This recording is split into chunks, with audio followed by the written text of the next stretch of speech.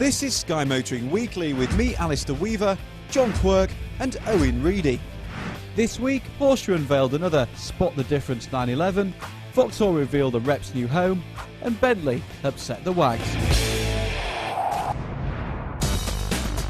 It must have been another busy year in the Porsche design office, styling some LED lights for the new 911. It looks exactly like the old car, of course, but boasts two new direct injection petrol engines, a 345 brake horsepower 3.6 in the Carrera and a 385 brake horsepower 3.8 in the Carrera S, and both can be handled with a new double clutch flappy paddle gearbox. It's faster than ever before, but the really big news is a dramatic reduction in emissions. The standard Carrera now produces no more carbon than a Ford Focus ST. I'm off to Germany next week to put it to the test.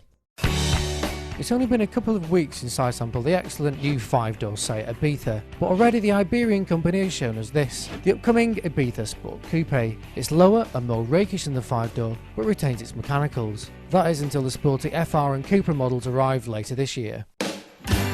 Also this week, Vauxhall showed us the interior of the upcoming Insignia, its replacement to the Vauxhall Vectra. It looks like it's going to be a really nice place to sit, with plenty of metal, lacquer and high quality plastics. The outside isn't bad either. What's worth a special mention is the fact the gauge lighting shifts from white to red when you put the car in sport mode. Now that's pretty cool in a naff sort of way.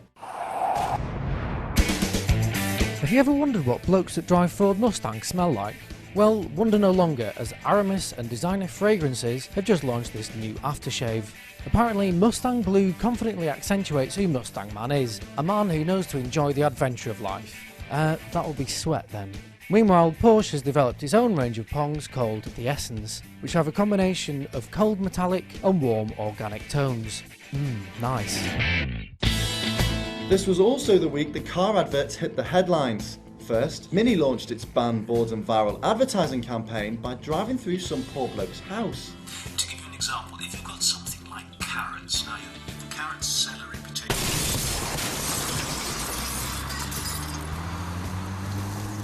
And if that wasn't crazy enough, hats off to Honda, who decided to break the advertising rulebook by broadcasting their advert, titled Difficulties Worth Doing, completely live to the nation.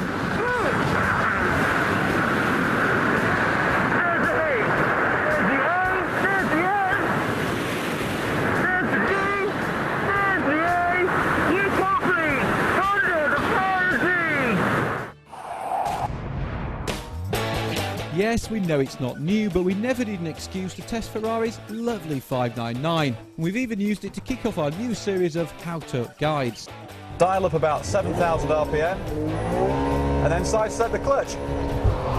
Bang your way through the gearbox and in 3.7 seconds you're at 60 miles an hour. It was a good week for workers at Nissan's Sunderland plant, after the Japanese car maker announced it would be building a replacement to the Nissan Micra here from 2010. They also released this rather vague image of what the car will look like, which isn't that different from my attempts back in 1984. It was also a good week for the environment. The GM announced that it's closing 4 of its US plants due to falling demand for its full-size pickups and SUVs. The good news is that at least one of these factories will be used to produce the Chevrolet Volt, an electric car that goes into production in 2010. It was a bad week for an employee at one of General Motors' Canadian production plants after he decided to take pictures of the all-new Camaro using his camera phone. Big mistake, fella. GM's response? A bit like Alan Sugar's really. You're fired! I've always wanted to say that. And it was a bad week for Wags. Not only did Bentley recall 13,000 of its footballers' favourite, the Continental, but GM put Hummer up for sale. Don't miss our Daddy Cool feature, which is going to be running throughout the week, where we pay tribute to our old man's favourite motors. Next week, I'm heading to France for my first pilgrimage to Le Mans to see if Audi can win again after a day and night of racing. And I'll be taking a little racing car of my own.